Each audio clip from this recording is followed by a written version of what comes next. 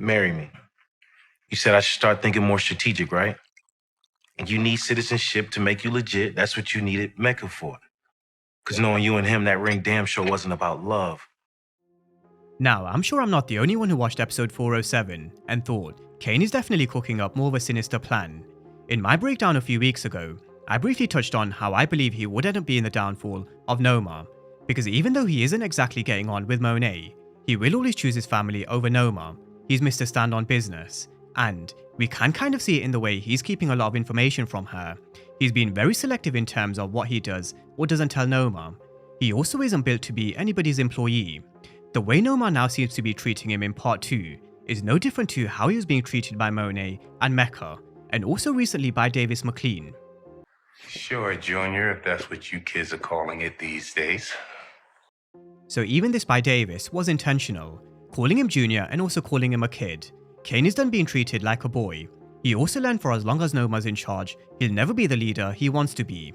But also, the one person that he also cares about will never truly be free, Effie. So, we're going to look at Cane Tejada's next move, and why exactly he's asked Noma to marry him in all things Power Book 2 Ghost, Season 4. Now, from episode 406, it was quite clear to see that Kane was being alienated by Noma. He thought with Obi out the way and no True, he was now going to be the man Noma was going to rely on. He was going to be her go-to and right-hand man, and for a brief period, he actually was. Noma did have Kane get shit done, but it was kind of actually using Kane as the enforcer, just like Mona used to use him back in Season 1. There was no difference. We've also seen her throw the blame in Kane's direction, without taking accountability. Sure, in the past, Kane hasn't made the best of decisions, and sometimes, he did deserve a slap or two, but with Noma, I personally don't think he's made that many mistakes. Now in 407, we saw Kane come into Noma's penthouse to talk about Effie, because at the end of 406, Effie told Kane she didn't want to do this anymore. The moment the going got tough where she found herself in the middle of a shootout at the Russian's restaurant, held at gunpoint by law enforcement, she decided she didn't want to be a gangster, which we always knew when it came to Effie. She always had kind of dreams and sights on Stanford. We also knew Kane genuinely does care for Effie. The kiss on the forehead in 407 was a kiss that kind of said, I genuinely do care for you. Woody McLean and Alex Lepre have also previously said that genuinely is feelings when it comes to both of their characters. With that in mind, Kane was here to try and get Effie's freedom back. However, Noma wanted answers as to who informed on the shipment that went to the Russians, because if it wasn't Effie, surely there was another informant. It was way too much of a coincidence that first, a warehouse got robbed, and then the Russians' restaurant got hit, where on both occasions, Detective Carter was right on hand to swoop in. Now, we all know it wasn't Effie. It was actually Monet who told Detective Carter about the Russians, and with the information that they gathered from the database, I'm sure Kane was able to put 2 and 2 together, but we are going to get to that in just a moment. This is how much Kane cared about Effie. He was willing to go on this mission to find a cop's laptop, so she could hack into the database to find the name they were looking for. And just like in Season 3, when he dressed up like a lawyer, this time around we had him dressing up like a police officer. Sorry to bother you. I'm Officer Ramirez. I'm responding to a carjacking. Caucasian male, please come. Thank you, sir.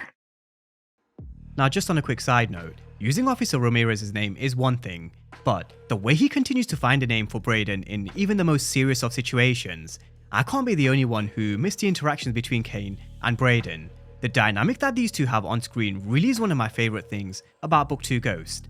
But in regards to Effie, this is how far Kane was willing to go to kind of get that name that would, in essence, buy Effie's freedom back. However, after they got the information on the Dirty Task Force, and after Kane gave the information to Noma, he began to realise Noma isn't just going to let Effie walk away. Just like Effie said earlier in the season, with Noma, you're either in or out with a bullet. So, it was going to require a lot more from Kane to get Effie's freedom back, which is a perfect moment to bring in Kane's proposal. Marry me. If that's supposed to be a joke, you should stick to what you're good at, Kane. It's not. Now, we all know one of the biggest issues Noma's been having in Season 4 is her not having US citizenship. She told Kane that Davis is providing her with solutions in terms of keeping her assets safe, but this was also Kane trying to also provide another solution.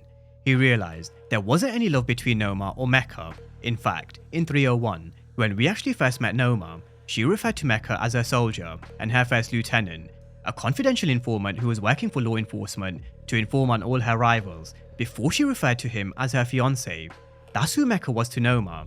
It wasn't a relationship based on love. It was a relationship for appearance's sake, and also a way for her to kind of get her US citizenship, which would put her one step closer to getting these government contracts. Basically, all Mecca was to Noma was a passport. So, why was Kane proposing to Noma if all he knows Noma wants to do is use him for a passport or treat him like an employee? This is where I want to bring it back to the sinister plan that I made reference to in my breakdown in 407. Kane isn't in this for love. I personally believe he isn't even in this to do Noma a favor. In my opinion, Kane has 2 or 3 kind of reasons for proposing to Noma. 1. I think he knows for as long as Noma's in charge, Effie will never be free. If he can somehow manage to get his hands on Noma's business and take control, he can give Effie that freedom back, and that's actually number 2. I think the biggest reason why Kane wants to marry Noma is because if and when we see her downfall, which I assume we will, however it happens, whether it's Tariq, Detective Carter, or Kane himself, I do think we will see Noma's downfall. So, when and if we do, who's going to be next in line to take over? If on paper, Kane is Noma's husband, who gets her drug business and who gets all her asset, including her legit business, if she is taken off the chessboard? Cane Tejada. And that's what I think Kane ultimately wants. He does want to keep Effie and his family safe, but I do think he's kind of sensed this opportunity for him to finally become the leader that he's been wanting to be for a very long time, and this is the one way he can achieve it. I do think Kane is thinking about the bigger picture, because I'm sure he's sick and tired of being called a kid, an employee, junior, and also being treated just like a thug. He's Mr. Stand on Business who can genuinely do a lot when he puts his mind to it. A cop, businessman, lawyer, or a gangster. We've definitely seen Kane through a lot of lenses across Power Book 2 Ghost, and now I think is the time, or at least he believes now's the time, for him to step up. Now number 3, if he was able to take Noma off the chessboard and take over, it would also mean his family are safe, at least from Noma, and we all know Kane is huge on keeping the Tejadas safe.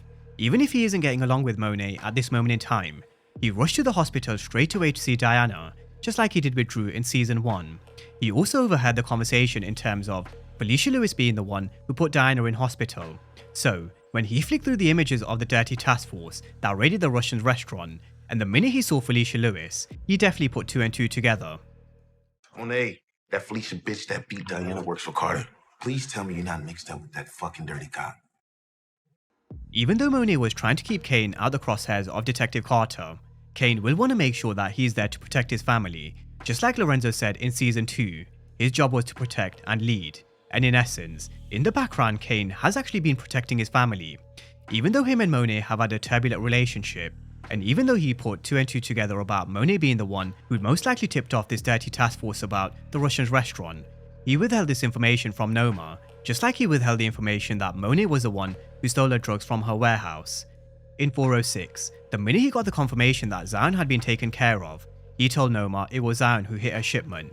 In 407, even though he was giving Noma the details on the dirty task force, notice how he kept the information on who actually tipped Carter off about the Russians. That's because he's still protecting his family, and he definitely knew it was Monet once again. However, I'm not sure how it's going to work when they all sit down in the room together, because if Noma finds out Kane's been lying to him, it's a wrap. So, when we see them having this meeting in the next episode, Kane is going to have to keep playing the right cards if he is to marry Noma, protect Effie, and also his family. Now having said that, there is also another issue Kane might come across at some point in the next 3 episodes. I'm hearing she's making more moves. Yeah, I already got a plan for her. Detective Carter's after you. Now with how he's kind of been positioned with Kane and Drew, even though they're on 2 opposite ends of the spectrum, both of them will believe their way is the right way to protect the Tejadas. On one hand, you have Drew who's making a deal with Carter, which in essence, saved Monet and Diana from a bullet. It also looks like he will be playing more of a central role and a lieutenant role under Carter. However, on the other hand, we've got Kane who will think, he killed a cop before and he can do it again. His moves that he's been putting into place with marrying Noma could also be him trying to protect his family in the long term. So, I wouldn't be surprised if Carter actually causes a few issues between Drew and Kane, which kind of puts the brothers at odds again. Because I have said it before, and I will stick to my earlier prediction, I still think we're due another showdown between the 2 brothers, and after watching episode 407, I haven't seen anything to suggest otherwise just yet. I still feel like this season Drew could be one of the big deaths. Whether it's Kane who plays a part, let's wait and see. But that's a breakdown of some of the plans that Cane Tejada could potentially be putting into motion heading into the home stretch for season 4. Is he thinking about more of a sinister plan by proposing to Noma? I personally think he is. But drop all your thoughts and predictions down below in the comment section. And as always, thanks you guys for watching, and I'll see you next time.